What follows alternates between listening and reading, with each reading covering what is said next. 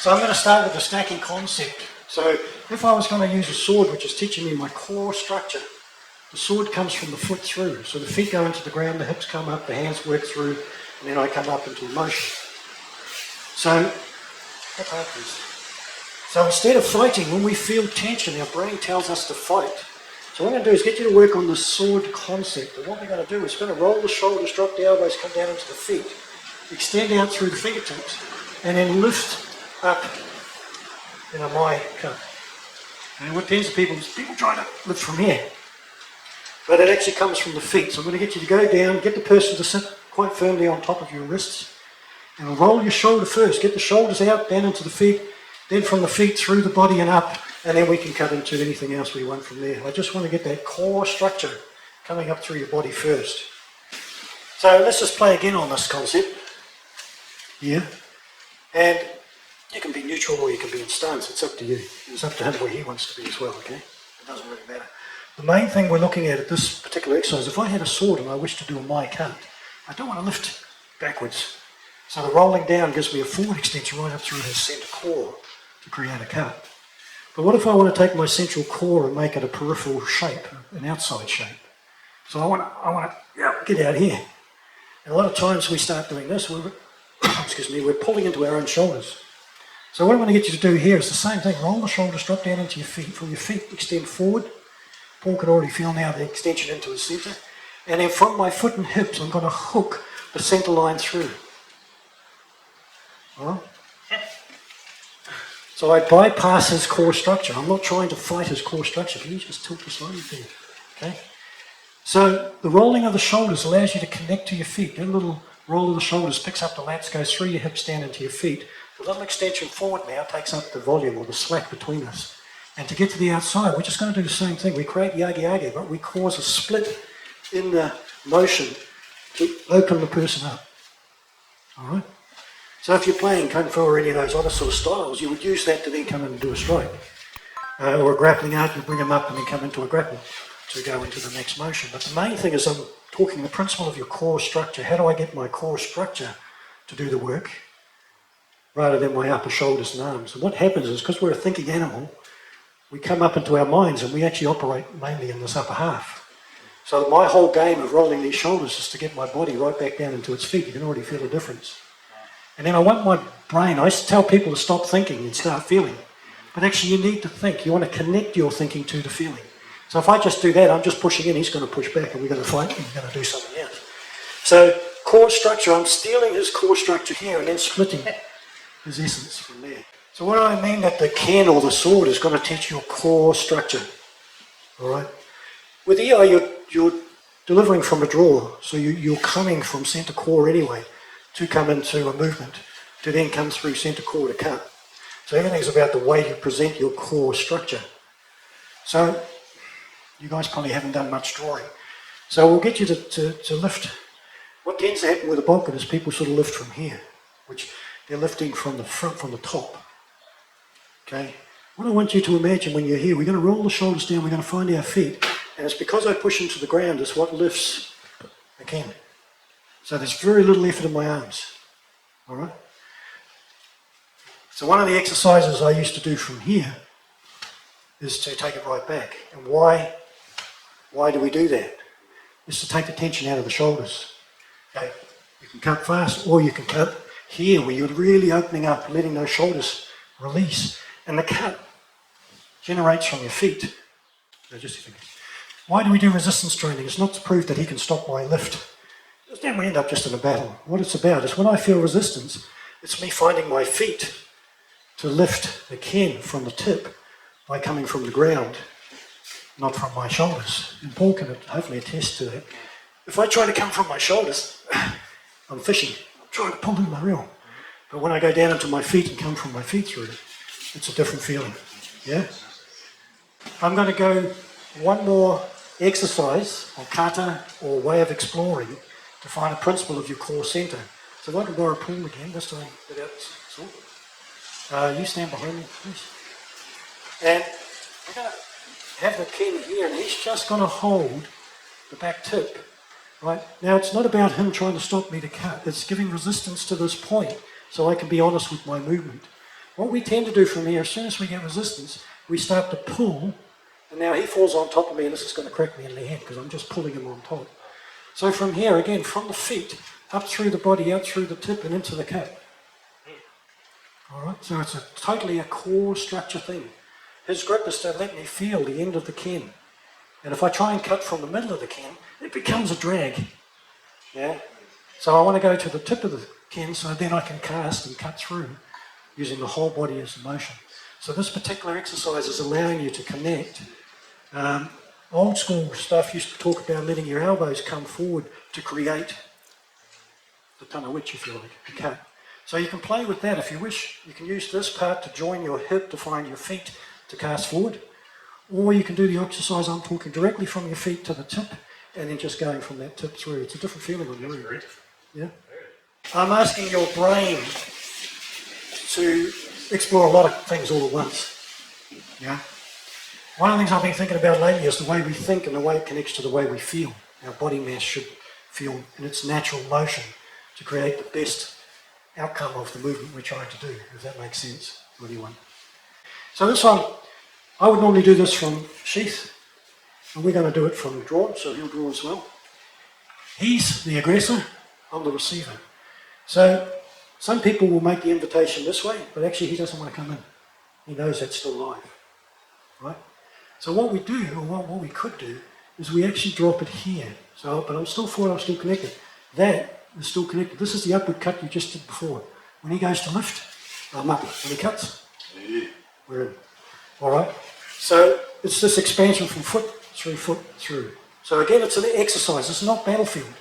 This is making it open, an invitation for him to come in. This is what he wants. He wants to take me out. Or his intention is to get to my centre line. Let's put it that way. My intention is to connect to his centre line, so I stay forward. Then I lift, and I'm in. But my whole focus is this lifting with from feet, coming back from feet. That makes sense? So here, my mind tracks him up, my body follows him in. This gives me a nice connection to timing. I don't enter before he cuts. That's one of the problems we do. We sort of wander in, whoop, we're too late. All right? So the mind connection is lifting up from the feet. The movement is actually coming in on his cut. Does that make sense? So, try not to bash each other in the heads. And he doesn't want to come in while this is covered, so the opening is just outside his hip. Then I just want to match his motion. So up till now, I've been talking about your grounding through your core structure to have some sort of connection or volume to another person. So when he's behind me, let's come this way with you for a minute. When he's behind me, what tends to happen is we try to work from behind our structure. Let's come around for action B. Okay?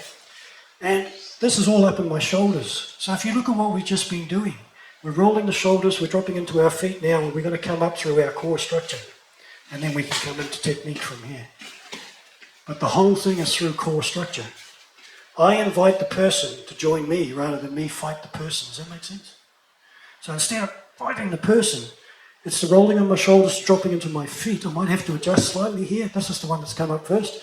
Now I'll use my core structure to take body, and we got little tweaks that I know some friends of mine like. But we won't go down there. It's another rabbit hole. Again, so really I want you to focus today on this principle of this core structure of it's my shoulders going down through my arms into my feet before I move, and then I bring the person in, and then I can choose the Sankyo I wish to have. This is probably the first of our forms or katas, that we get stuck on because he's directly connected to my centre line, and then people try to fight something directly on their centre line. So everything we've done today was about my feet coming up through my hips and then out through volume. Yeah. So we'll play with a Nikyo because that's the obvious one from here. And if I just push out and up, I actually load his feet back and he's free to attack my centre core. So we don't really want our centre core attacked. So we're going to come over the top from here, we're going to go down into our feet and we're going to pop out and through our core structure. All right? But it's the way I connect my core structure that disrupts the person rather than trying to use force. Hopefully it makes any sense. So, shall I put this in? Some people can turn sideways. Be careful doing that. It can be done by it's an invitation for a recheck on the cheek. All right. I really don't want to invite his feet, and I really don't want to invite his hands to me. So really what I'm doing is extending out through his body structure here. It's coming up from my feet through the core and out through his shoulder and out the other side. If I start to peripherally see a foot start to lift, then there's weight through it. All right. But it's all happening through my core structure. Yes, the punch wants to come. So anytime then. You do want to come through here. And we can always finish off with some happy ones. It's playtime. The main thing I'm learning is my core structure. My vision is here, but I'm peripherally watching that and that at the same time.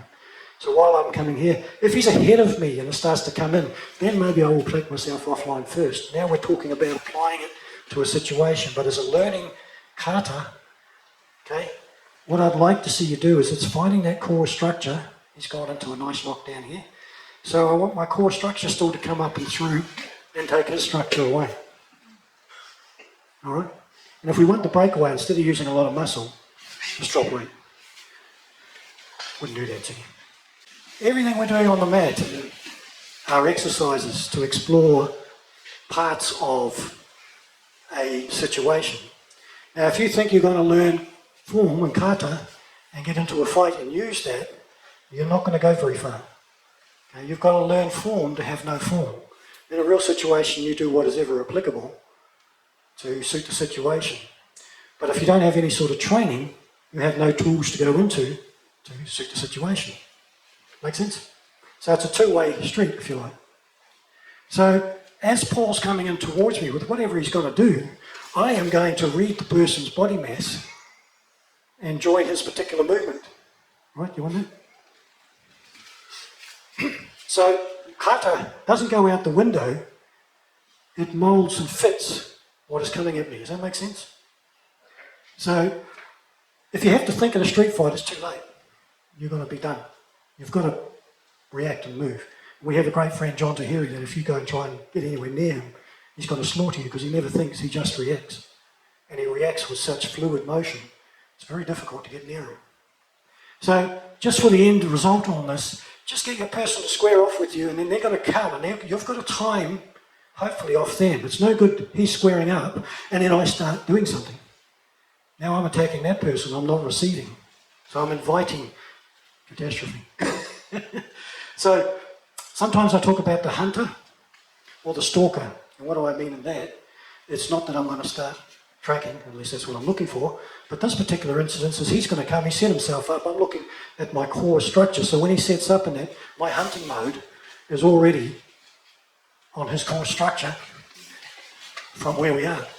So suddenly it's a different game. We start doing pushing hands or we start doing something else. Just to finish off with, I just want a single 1 or 2 movement thing. All I want you to do is watch and make sure, okay, whatever happens comes from your core structure. Yeah? But what I was trying to show there is when I moved from core structure before I actually did anything. Today I was focusing on core, my core essentially, and how it connects to the other person. All right.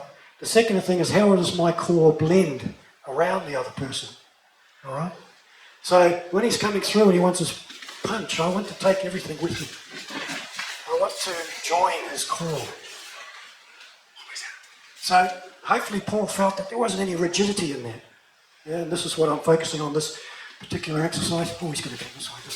So what am I doing? I'm following, I'm waiting.